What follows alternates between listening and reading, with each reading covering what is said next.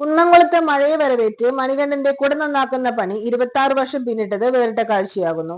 കുന്നംകുളം പഴയ ബസ് സ്റ്റാൻഡിന് സമീപം വഴിയോരത്ത് നെല്ലുവായി മുരിങ്ങത്തേരി സ്വദേശി മണികണ്ഠൻ 47 മഴയെ വരവേറ്റ് കഴിഞ്ഞ 26 വർഷമായി പരമ്പരാഗത കുടപണിയിൽ തൊഴിലെടുത്താണ് കുടുംബം പുലർത്തുന്നത്.